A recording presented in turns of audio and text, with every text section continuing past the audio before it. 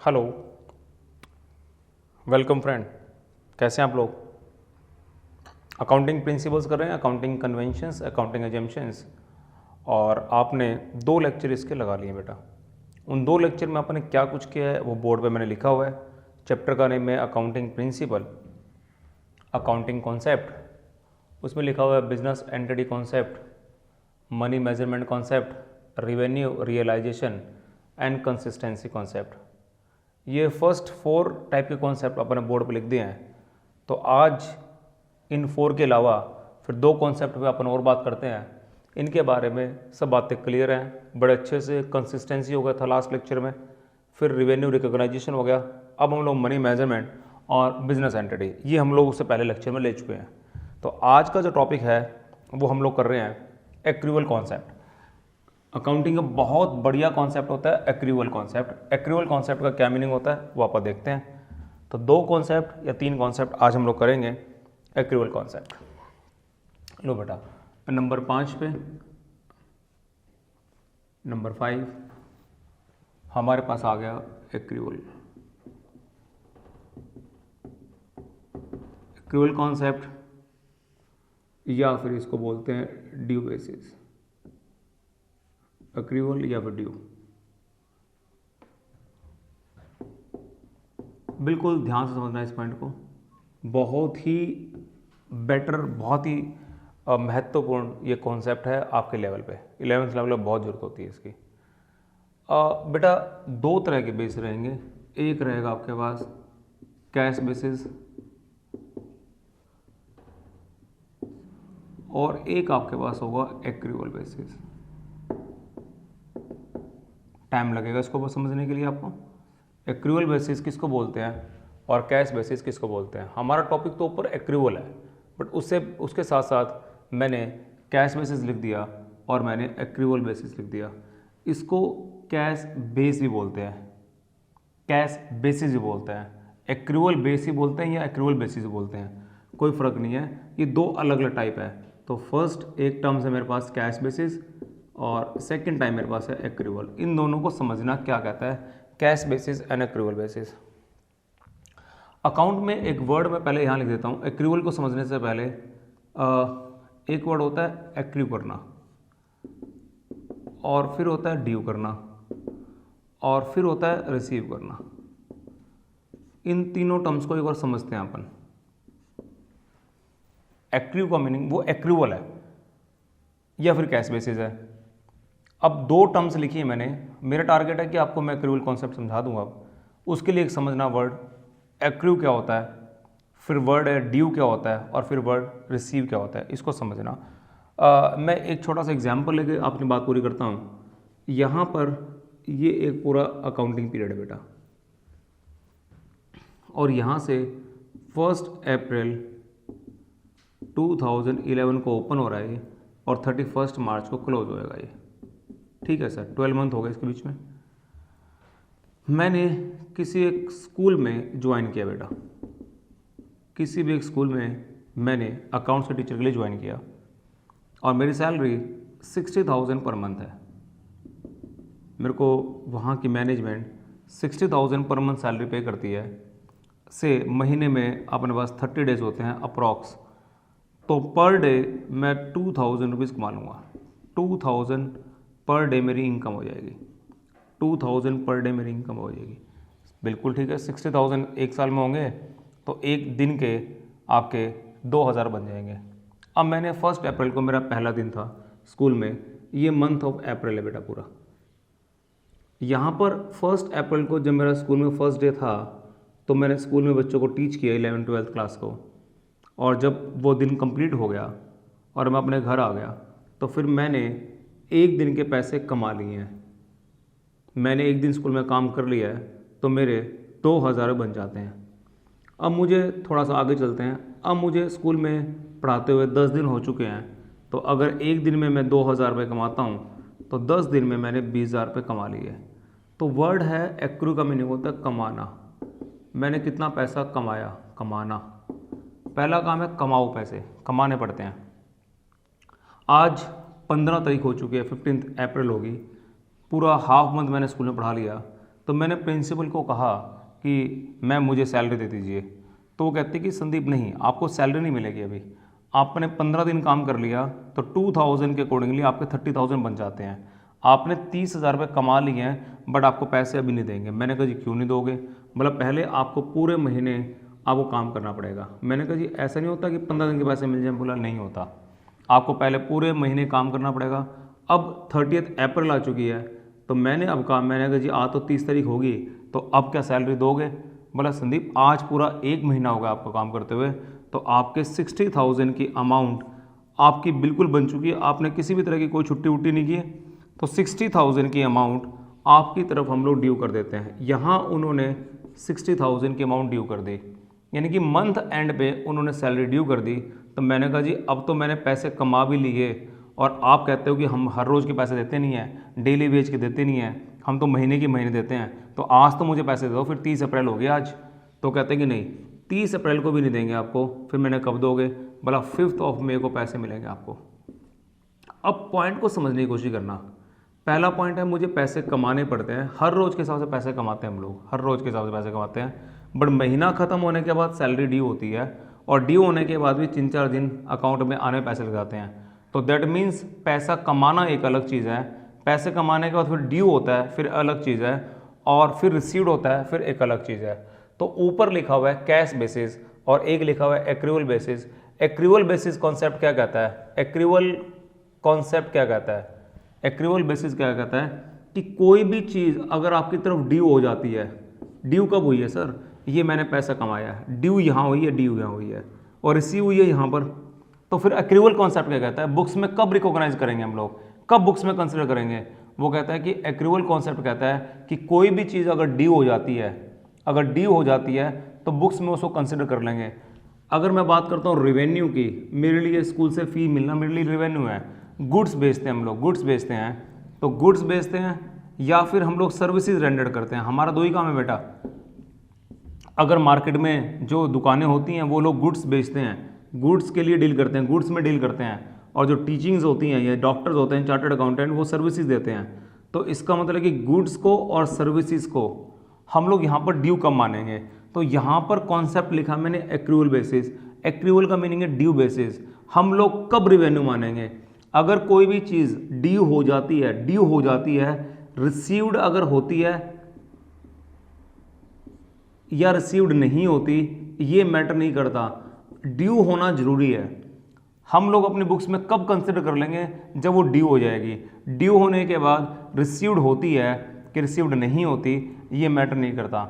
यानी कि अगर मेरी दुकान है और यहाँ पर मैं सेल करता हूँ, सेल की मैंने, सेल मैं दो तरह की करता हूँ, या तो मैं सेल करता हूँ कैश में सेल करता हूँ, या मैं सेल करता हूँ क्रेडिट में सेल करता हूँ। तो दो तरह की मेरी सेल होती है बेटा, एक मेरी कैश सेल होती है, क्रेडिट सेल होती है।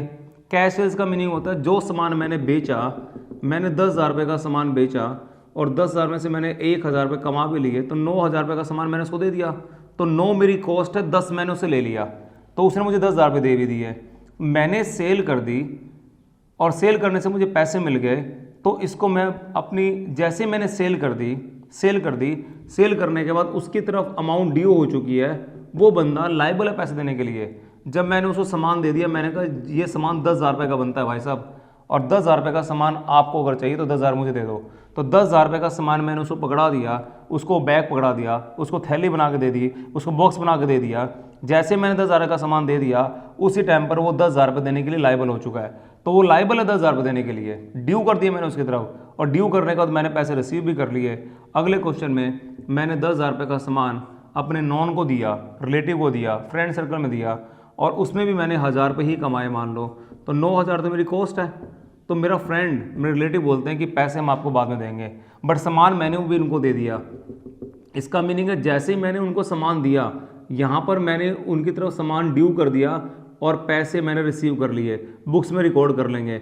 यहाँ पर मैंने अपने रिलेटिव को सामान दिया, देने के बाद मैंने उनकी तरफ अमाउंट ड्यू कर दिया, बट उन्होंने कहा कि पैसे हम बाद में देंगे, मैंने कहा बाद में दे देना, बट ड्यू, यहाँ ड्यू हुआ था और पैसे मिल गए थे, यहाँ भी ड्यू हो चुका और पैसे नहीं मिले। तो अकाउंटिंग में कहता है कि ड्यू हो गया तो बुक्स में कंसिडर करना है, रिसीव्ड और नॉट रिसीव्ड ये इमटेरियल है, इसकी वैल्यू नहीं है। तो एक्रूवल बेसिस क्या कहता है कि आपने अगर ड्यू कर दिया, ड्यू करने के बाद बुक्स में रिकॉर्ड कर देंगे, चाहे वो आपको मिले हैं या आपको नहीं मिले। ये ड्यू रिसीव बेस पे कर दिया। अब मैं एक्सपेंस बेस पे बात करता हूँ। यहाँ पर मुझे रिवेन्यू हो रहा है, मुझे कुछ ना कुछ मिल रहा है। अब मैं एक्सपेंस की बात करता हूँ। कोई भी एक्सपेंस मेरी तरफ आ गया, कोई भी खर्चा मेरी तरफ आ गया, जैसे मान लो मेरे पास बिल्डिंग का रेंट मुझे देना पड़ता है, मेरे वर्कर मेरे पास काम करते हैं, उनकी सैलरी बन जाती है, मैं उनकी बिल्डिंग में 1 महीने किराए पर रह चुका, वर्कर मेरे पास रह चुके हैं, उनकी सैलरी बन चुकी हैं, बिल्डिंग में यूज़ कर चुका हूँ, तो मुझे रेंट देना पड़ेगा। वर्कर से काम करा दिया तो मेरे को सैलरी देनी पड़ेगी। तो उन वर्कर ने जब काम कर लिया तो मेरी तरफ से वो एक्सपेंस ड्यू हो गया। उन्होंने कहा कि सर आज हमारा 1 महीना हो गया, हमारी सैलरी दे दो। लैंडलॉर्ड का फ़ोन आ गया कि आपने हमारी बिल्डिंग 1 महीना यूज़ कर ली तो हमारा रेंट दे दो। तो रेंट मेरी तरफ ड्यू हो चुका है, वर्कर की सैलरी मेरी तरफ ड्यू हो चुकी है। ड्यू होने के बाद मुझे पे करनी चाहिए, और सैलरी वर्कर से काम करा ले तो मुझे देना चाहिए। तो ड्यू होने के बाद मैंने वर्कर को सैलरी पे कर दी, और मान लो मैंने रेंट पे नहीं किया, तो एक्सपेंस मेरा बन चुका है, ड्यू हो चुका है। ड्यू होने का पहला पॉइंट हो गया कि रेंट ड्यू हो गया, सैलरी भी ड्यू होगी, बट ड्यू होने के बाद मैंने पे कर दिया, और ड्यू होने के बाद मानो मैंने पे नहीं किया, मैंने अपने वर्कर को बोल दिया कि मैं आपको 2 महीने के बाद सैलरी दूंगा। वर्कर कहते हैं सर 2 महीने बाद दे देना, मुझे पता है कि आपको थोड़ी प्रॉब्लम चल रही है, बट ड्यू तो हो ही चुकी है। मैंने कहा मैंने आपसे काम करा दिया, मैं मान रहा हूँ, ड्यू हो चुका है। यहाँ देखना, यहाँ पर मैंने सेल कर दी, सेल करने के बाद सेल जैसे ही कर दी, उस बंदे को मैंने सामान दे दिया, देने के बाद वो पैसे देने के लिए लायबल है, डिस्पैच कर दिया, ओनरशिप ट्रांसफर कर दी, तो वो रिकॉग्नाइज करूंगा। पैसे रिसीव हो गए तब भी बुक्स में रिकॉर्ड होंगे, अगर बुक्स में पैसे नहीं आए तब भी बुक्स में रिकॉर्ड हो गए। ऐसा रिवेन्यू रियलाइजेशन भी कॉन्सेप्ट कहता है। तो अक्रूवल कॉन्सेप्ट कहता है कि कोई भी चीज़ अगर आपने ड्यू कर दी, पैसे रिसीव हुए हैं या पैसे रिसीव नहीं हुए, आपने कोई आपका एक्सपेंस हो चुका है, एक्सपेंस आपने मान लिया है कि आपका एक्सपेंस हो गया, बिल्डिंग में आप रह चुके हो, बिल्डिंग का किराया बनता है, आपको देना पड़ेगा, मकान मालिक ने आपकी तरफ ड्यू कर दिया, तो ड्यू करने के बाद वो आपका एक्सपेंस बन जाएगा। पे कर भी दिया आपने, तब भी आपके लिए ड्यू भी हो चुका और आपने पे भी कर दिया। वर्कर से काम करा लिया, उनकी सैलरी बनती है, वो उन्होंने आपकी तरफ ड्यू भी कर दिया कि सर हमारी सैलरी दे दो, मैंने कहा मेरे लिए एक्सपेंस है, बट मैं उसको पे नहीं कर पाया। तो अक्रूवल कॉन्सेप्ट क्या कहता है कि कोई भी चीज़ अगर ड्यू हो जाएगी, रिसीव्ड और नॉट रिसीव्ड, पेड और नॉट पेड, ये इमटेरियल है, ड्यू का होना जरूरी है। जैसे ही आप ड्यू कर दोगे, बुक्स में रिकॉग्नाइज कर लोगे, ये रिवेन्यू भी ड्यू बेस पे हो गया और एक्सपेंस भी ड्यू बेस पे हो गया। इसी की वजह से ये मैचिंग कॉन्सेप्ट का भी काम कर रहा है। जितने टाइम का आप लोग ड्यू कर रहे हैं, उतने टाइम के हमारे एक्सपेंस ड्यू हो जाते हैं, तो हमारा करेक्ट प्रॉफिट आ जाता है। अब ये कहता है कैश बेसिस। कैश बेसिस वाला क्या कहता है? एक्रूवल बेसिस एक अलग चीज़ है, कैश बेसिस एक अलग चीज़ है। कैश बेसिस के अंदर कहता है कि पैसे अगर ड्यू हो जाते हैं और पैसे आ जाते हैं तो रिकॉर्ड करेंगे, ड्यू हो जाता है और पैसे नहीं आते तो रिकॉर्ड नहीं करेंगे। ये कहता है कि कैश का मिलना, ओनली कैश ट्रांजेक्शन्स, पैसे आ गए, रिसीव हो गए, मैंने कहा आ गए, रिकॉर्ड कर लो। मैंने पे कर दिए पैसे, बोला रिकॉर्ड कर दो। मैंने कहा पैसे ड्यू हो चुके बट पेमेंट नहीं की, तो रिकॉर्ड नहीं करना। तो कैश बेसिस के अंदर पैसे का आना और पैसे का जाना हो तो रिकॉर्ड करेंगे, बट एक्रूवल कॉन्सेप्ट के अंदर ड्यू होना ही कंसिडर करना है। अगर आपने सेल कर दी, ड्यू कर दिया और पैसे मिल गए तो रिकॉग्नाइज करोगे, सेल कर दी, ड्यू कर दिया बट पैसे नहीं मिले तब भी रिकॉग्नाइज करोगे। इसका मीनिंग होता है एक्रूवल केस में ड्यू का होना जरूरी है, कैश ट्रांजेक्शन्स भी ड्यू होती है, क्रेडिट ट्रांजेक्शन भी ड्यू होती है। इसका मतलब देखेंगे एक्रूवल कॉन्सेप्ट में हम लोग कैश और क्रेडिट दोनों को लेके चलेंगे, और कैश बेसिस के अंदर हम लोग सिर्फ कैश ट्रांजेक्शन को लेके चलेंगे। एक पॉइंट और हो गया इनकम। इनकम का पॉइंट ऑफ व्यू से देख लीजिए, इनकम अगर ये इनकी कोई इनकम होती है तो ये इनकम को तब कंसिडर करते हैं जब इनकम इनको कैश में मिल जाती है, बट एक्रूवल वाले इनकम अगर ड्यू हो जाती है तो रिकॉग्नाइज कर लेंगे। रिसीव्ड और नॉट रिसीव्ड कोई मैटर नहीं करता, ड्यू हो जाना चाहिए। अगर एक्सपेंस की बात करते हैं तो कैश बेसिस वाले एक्सपेंस तब मानते हैं जब वो कैश में पे कर देते हैं, बट ये एक्रूवल कॉन्सेप्ट वाले अगर कोई भी एक्सपेंस अगर ड्यू हो जाता है, पेड और नॉट पेड मैटर नहीं करता। ठीक है जी, ओके सर। ये लोग ऐसे कौन से लोग हैं जो इसको ऑप्ट करते हैं? तो मैं कहता हूं कि जो भी प्रोफेशनल पर्सन होते हैं, प्रोफेशनल का मीनिंग है चार्टर्ड अकाउंटेंट, डॉक्टर्स, एडवोकेट्स, ये लोग सभी के सभी लोग कैश बेसिस को ही रिकॉग्नाइज करते हैं। पैसा इनके पास आता है तो ये बुक्स में रिकॉर्ड करते हैं, पैसा इनके पास नहीं आता तो ये रिकॉर्ड नहीं करते। एक्रूअल कॉन्सेप्ट वो लोग फॉलो करते हैं जो बिजनेस चलाते हैं, जो बिजनेस करते हैं। और बिजनेस का मीनिंग है गुड्स को खरीदते हैं, गुड्स को खरीदने के बाद वो गुड्स सेल कर देते हैं, तो उसको बुक्स में रिकॉग्नाइज करते हैं। तो क्या सर इन दोनों में से ज़्यादा मान्यता प्राप्त कौन सा है, ये ज़्यादा बढ़िया है कि फिर ये ज़्यादा बढ़िया है? तो बेटा कंपनी एक्ट 2013 होता है एक, कंपनी एक्ट 2013। तो कंपनी एक्ट 2013 एक्रूअल बेसिस को लाइक करता है, आई मीन ये इसके अंडर सपोर्ट करता है इसको। बट कैश बेसिस जो है वो कंपनी एक्ट 2013 उसको फॉलो नहीं करता। तो मैंने इनमें से कुछ डिफरेंस देख लिए। डिफरेंस क्या देख लिया? कैश बेसिस के अंदर, हालांकि मेरा टॉपिक सिर्फ एक्रूअल था, बट एक्रूअल के साथ साथ मैंने कैश को समझा दिया कि दोनों में डिफरेंस क्या है। कैश बेसिस में only cash transaction, accrual basis में कैश भी ट्रांजैक्शन लेंगे, क्रेडिट भी लेंगे। इनकम के पॉइंट से देखेंगे तो कैश बेसिस में इनकम रिसीव होने पर रिकॉग्नाइज होगी, बुक्स में दिखाएंगे अपन। और एक्रूअल कॉन्सेप्ट के अंदर इनकम बन जाएगी, पेड और नॉट पेड, रिसीव्ड और नॉट रिसीव्ड, कोई मैटर नहीं करता। सेम पॉइंट है एक्सपेंसेस का। और ये जो प्रोफेशनल लोग होते हैं वो कैश बेसिस को प्रोफेशनल लोग पसंद करते हैं, और जो गुड्स से रिलेटेड होती है वो एक्रूअल कॉन्सेप्ट हो गया। और company act 2013 cash basis 2013 act के अकॉर्डिंगली नहीं काम कर रहा, और एक्रूअल बेसिस 100% 2013 कंपनी एक्ट 2013 के अकॉर्डिंग काम करता है। सर अब आप बता दो दोनों में से बढ़िया कौन सा है? सर 100% एक्रूअल कॉन्सेप्ट ही चलता है। हम लोग अपनी पूरी बुक्स एक्रूअल कॉन्सेप्ट से काम करते हैं। तो ये अपने पास एक कॉन्सेप्ट एक्रूअल कॉन्सेप्ट हो गया। अगला कॉन्सेप्ट एक्रूअल नंबर 5 था। नेक्स्ट है मेरे पास एक कॉन्सेप्ट मैं आपसे वो डिस्कस कर लेता हूँ, उसका नाम है अकाउंटिंग पीरियड कॉन्सेप्ट। ओके बेटा, एक्रूअल का मीनिंग होता है कोई भी चीज़, मैंने वर्ड यूज़ किया था एक्रू करना, पैसे कमाना एक अलग चीज़ है। पैसे कमाने के बाद फिर कुछ टाइम का ड्यू हो जाता है और फिर बाद में रिसीव होते हैं। तो एक्रूअल कॉन्सेप्ट कहता है कि ड्यू अगर हो गया तो बुक्स में रिकॉग्नाइज कर लेते हैं। कैश बेसिस कहता है कि ड्यू कुछ चक्कर नहीं है, पैसे मिलने जरूरी है, तब रिकॉग्नाइज करेंगे। और 6th कॉन्सेप्ट है बेटा accounting period concept. Accounting period concept क्या कहता है? अकाउंटिंग पीरियड कॉन्सेप्ट क्या कहता है? जैसे हम लोग बिजनेस कर रहे हैं बेटा, समझने की कोशिश करो। बिजनेस हम लोग कर रहे हैं तो ये तो है नहीं कि बिजनेस करने के बाद बिजनेस शॉर्ट टर्म के लिए करते हैं। तो हम लोग बिजनेस को जब बनाते हैं तो स्टार्ट करते हैं तो ये लगता है कि इस बिजनेस से हम लोग प्रॉफिट कमाएंगे और ये बिजनेस लॉन्ग टर्म तक चलता रहेगा। जिंदल कंपनी की अगर बात करता हूँ तो 1956-7 के आसपास ये कंपनी बनी थी और आज ये मार्केट में चल रही है। तो 70 ईयर्स के आसपास इस कंपनी को बने हो गए। तो कोई भी बंदा अगर बिजनेस स्टार्ट करता है तो वो उसको बहुत लंबे टाइम तक चलाना चाहता है। आप में से भी कुछ बच्चे मुझे बोलते हैं कि जिस दुकान पे पापा बैठते हैं तो उसी दुकान पर पापा भी बैठते थे, पापा के पापा भी और उसके भी पापा बैठते थे। आई मीन आपके परदादा ग्रेट ग्रैंडफादर भी वहीं बैठते थे। इसका मतलब सर जिस दुकान पर मैं जाके बैठता हूँ वो दुकान मेरे परदादा जी ने स्टार्ट की हुई थी और आज भी हमारी दुकान चल रही है। तो दैट मीन्स अगर हम लोग कोई बिज़नेस स्टार्ट करते हैं तो वो बिज़नेस लॉन्ग पीरियड के लिए स्टार्ट करते हैं। बट उन लॉन्ग पीरियड को हम लोग चाहते हैं कि उनको स्मॉल पार्ट्स में डिवाइड करें। हम चाहते हैं कि एक एक साल के बाद उनको अलग अलग बना दें। जैसे एग्जाम्पल, आपने जब स्कूल में स्टार्ट किया होगा तो उस टाइम पे आप 3 या 4 ईयर्स के होते हो जब आप स्कूल में ज्वाइनिंग करते हो, और आपने 28 ईयर की एज तक आपने पढ़ाई की। इसका मीनिंग है 25 साल तक आप पढ़ते हो। तो 25 साल का मीनिंग है 25 साल में 25 क्लासेस आप पास कर लेते हो। बिल्कुल ठीक है। इसी तरीके से अगर कोई बिजनेस करते हैं तो बिजनेस भी लॉन्ग टर्म के लिए करते हैं। तो वो जो लॉन्ग टर्म के लिए बिजनेस करते हैं उस लॉन्ग टर्म को भी हम लोग स्मॉल पार्ट्स में डिवाइड कर देते हैं। जैसे मैं लिखता हूँ यहाँ पर, अगर मैंने बिजनेस स्टार्ट किया यहाँ बिजनेस मैंने स्टार्ट किया इस डेट पर 1 अप्रैल 2011 को, और आज ये डेट आ गई 31 मार्च 15। तो अब इसके बीच में देखोगे तो ये एक लंबा पीरियड नज़र आ रहा है आपको, 1 अप्रैल 11 और 31 मार्च 15। तो इसके बीच में 12 आ गया, 13 आ गया, 14 आ गया, 15 आ गया, तो ये पूरे 4 साल हो गए।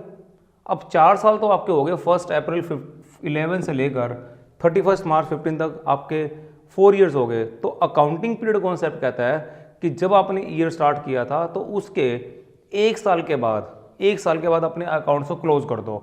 तो क्या सर मुझे बिजनेस बंद करना है? बोले नहीं, अकाउंट्स क्लोज करने हैं। तो जब आप अकाउंट्स क्लोज करोगे तो 1 साल के बाद आपको अकाउंट्स क्लोज करने पड़ेंगे।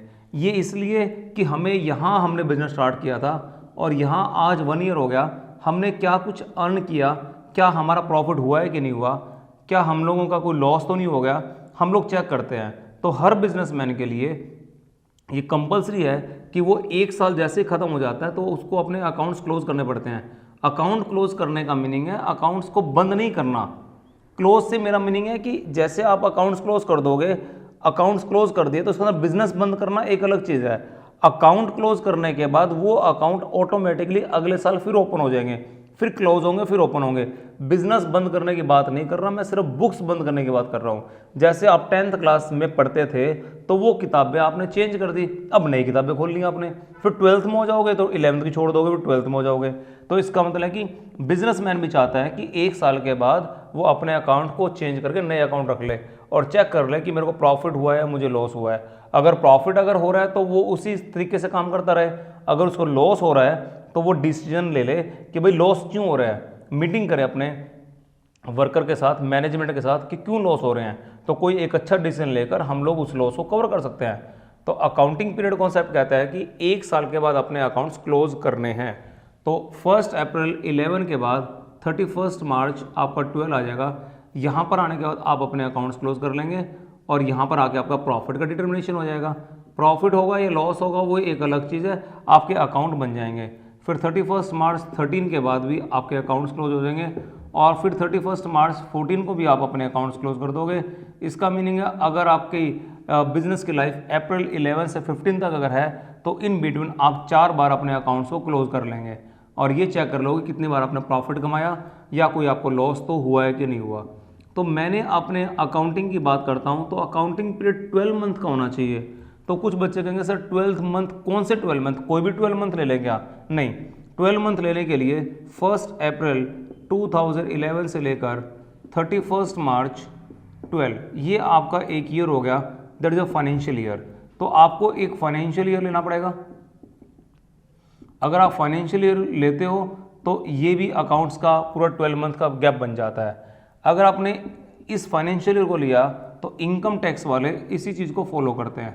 इनकम टैक्स वाले कहते हैं कि हमारे पास कोई भी बंदा टैक्स देने के लिए आता है तो उनके लिए फाइनेंशियल ईयर ही होना चाहिए। ओके सर, कंपनी एक्ट भी यही कहता है कि जो कंपनी है उन लोगों के लिए कंपलसरी है कि वो लोग अपने अकाउंट्स 1 अप्रैल को स्टार्ट करें और 31 मार्च को क्लोज करें। कंपनी के लिए भी ये कंपलसरी हो गया। ओके सर, तो क्या सर कैलेंडर ईयर भी कुछ होता है? बिल्कुल होता है बेटा। कैलेंडर ईयर का मीनिंग होता है जो जनवरी को स्टार्ट होगा, 1 जनवरी को स्टार्ट होगा और 31 दिसंबर को क्लोज हो जाएगा। जनवरी से दिसंबर की अगर बात करें, से जनवरी 2011 है और 31 दिसंबर 2011 है, इसके बीच में भी पूरे 12 मंथ बन जाते हैं और ऊपर भी 12 मंथ बने थे। तो यहाँ भी 12 मंथ का गैप है और ये भी 12 मंथ का गैप है। तो इसको तो फाइनेंशियल ईयर बोलते हैं, तो इसको कैलेंडर ईयर बोल देते हैं हम लोग। तो काफ़ी लोग ऐसे होते हैं जो सोल प्रोवाइडर होते हैं, जो अकेला बिजनेस करता है तो वो बंदा कभी बना लेता है, 1 जनवरी को बना लेता है, 31 दिसंबर को बना लिया, वो ये भी फॉलो कर लेता है, ये भी फॉलो कर लेता है। और कोई पार्टनरशिप फर्म है उसके लिए रजिस्टर्ड होती भी है नहीं भी होती, तो ऐसे पार्टनरशिप फर्म बना के रख लेते हैं, तो वो लोग कैलेंडर ईयर को भी फॉलो कर लेते हैं। तो अकाउंटिंग पीरियड कॉन्सेप्ट का मीनिंग होता है कि आपको 1 साल के बाद अपने अकाउंट्स क्लोज करने हैं। कंपनी के लिए कंपलसरी है कि फाइनेंशियल ईयर होना चाहिए, बाकी और बचे हुए 2 लिख दिए मैंने, ये लोग अपना 31 दिसंबर तक भी अपने अकाउंट्स को कंसिडर कर सकते हैं। सर ये पॉइंट क्लियर हो गया। और भी कुछ हो सकता है? सर हो सकता है। कंपनी के लिए थोड़ी सी और भी कंपल्सन है, उसके लिए एक टर्म्स होती है यहाँ से लेकर, जैसे 3 महीने हो गए, ये 3 महीने हो गए, तो इंटरिम भी होता है इसके अंदर, 3-3 महीने बाद रिपोर्ट बनानी पड़ती है। कंपनी के लिए तो ये भी कंपल्सरी है कि हर 3 मंथ्स के बाद उनको अपने अकाउंट्स बनाने पड़ते हैं। तो एक पॉइंट और हो गया, मैंने बोल दिया कि 1 अप्रैल से लेकर 31 मार्च तक को हम लोग बोलेंगे फाइनेंशियल ईयर। इनकम टैक्स जब देने जाते हैं तो उनके लिए वो इसी ईयर को फॉलो करते हैं और कंपनी के लिए कंपल्सरी है कि यही होना चाहिए। बाकी सोल प्रोप्राइटरशिप है और पार्टनरशिप फर्म है वो कैलेंडर ईयर को फॉलो करती है। अब तुम्हारे माइंड में क्वेश्चन चल रहा होगा कि क्या ये लोग टैक्स नहीं देते? मैंने कहा टैक्स देते हैं ये लोग। जब ये टैक्स देते हैं तो इनकम टैक्स वाले कहते हैं कि तूने ये जो बना रखा है इसके अकॉर्डिंगली हम मानने वाले नहीं हैं, तो अपने आप को कन्वर्ट कर इसके अंदर और फिर तेरे से टैक्स कैलकुलेट करेंगे हम लोग। तो उनको फिर कन्वर्ट करना पड़ता है। सर ये इनकम टैक्स की बात है, अब फाइनल ईयर में जब पहुंच जाओगे सीए वगैरह करोगे तो वहाँ जाके जरूरत पड़ती है, तो अब जरूरत नहीं पड़ती। तो अकाउंटिंग पीरियड कॉन्सेप्ट एक छोटा सा कॉन्सेप्ट है। इस कॉन्सेप्ट में आपने क्या पढ़ा कि बिजनेस एक बहुत लंबे टाइम के लिए स्टार्ट किया जाता है, बट बिजनेस के स्मॉल पार्ट्स बना दिए जाते हैं। जैसे आप पढ़ना तो आपको बहुत है, बट उनके लिए एक एक साल के बाद आपके ईयर चेंज के हिसाब से आपको प्रमोट करके अगली क्लास में भेज दिया जाता है। इसी तरीके से बिजनेस भी चाहता है कि एक साल के बाद अपने अकाउंट्स को क्लोज करके नई किताबें रख ली जाए और फिर क्लोज की जाए, फिर नई किताबें रखी जाए। इस तरीके से हम लोग इस पार्ट्स को स्मॉल पार्ट्स में डिवाइड कर देते हैं, यानी कि लॉन्ग पीरियड को स्मॉल पार्ट्स में डिवाइड कर देते हैं। जो स्मॉल पार्ट्स होता है उसको अकाउंटिंग पीरियड कॉन्सेप्ट बोलते हैं। कंपनी के लिए फाइनेंशियल ईयर चलता है, बाकी के लिए कैलेंडर ईयर भी चल जाता है। ये हम लोग पढ़ रहे हैं। तो ये हमारा अकाउंटिंग पीरियड कॉन्सेप्ट भी हम लोगों ने पढ़ लिया। तो हमारे अभी तक के 6 हम लोगों ने कॉन्सेप्ट पढ़ लिए बेटा। तो वो 6 कॉन्सेप्ट कौन कौन से हो गए? Business entity concept, money measurement concept, consistency concept, revenue recognisation, accrual concept और अकाउंटिंग पीरियड कॉन्सेप्ट। तो ये कॉन्सेप्ट अपने हो चुके हैं। इन लेक्चर्स को आप अच्छे से समझना, ध्यान से देखना, घर जाकर पहले लेक्चर्स लगाओ पूरे अच्छे तरीके से, एक बार समझ आता दोबारा फिर देखो, और देखने के बाद अपनी बुक्स के अंदर मैच करो उसको, क्या बुक की लैंग्वेज आपको समझ आ रही है कि नहीं आ रही। जब ये लेक्चर्स आपको आ जाते हैं तो बुक में से अच्छे तरीके से उसको रीड करके अपने नोट्स बना लें। आप अपने घर में काम करना स्टार्ट कर दें। थियोरेटिकल पार्ट चल रहा है, अभी 2 लेक्चर में इस चैप्टर पे और लगा के फिर मैं अकाउंटिंग टर्म्स पे आऊँगा। टाइम लगता है बेटा, थ्योरी करवा रहा हूँ, थ्योरी प्रैक्टिकल बेस्ड है हमारी। अगर आपको ये थ्योरी समझ आ जाएगी तो प्रैक्टिकल जब हम लोग करेंगे तो प्रैक्टिकल आपको बिल्कुल अच्छे तरीके से क्रिस्टल क्लियर हो जाएंगे। बिल्कुल ऐसा लगेगा कि कुछ है ही नहीं अकाउंटेंसी। बट उसके लिए आपको थोड़ा पेशेंस रखना पड़ेगा, कॉन्सेप्ट को समझना पड़ेगा बारी बारी से। और लास्ट में यही कहूँगा कि अगर आपको मेरे लेक्चर्स, हमारे सफल एकेडमी के लेक्चर्स अगर आपको समझ आ रहे हैं तो प्लीज़ आप अपने फ्रेंड सर्कल में इन लेक्चर्स को शेयर्स करें, आप लाइक करें और सब्सक्राइब करें। Thank you so much, bye.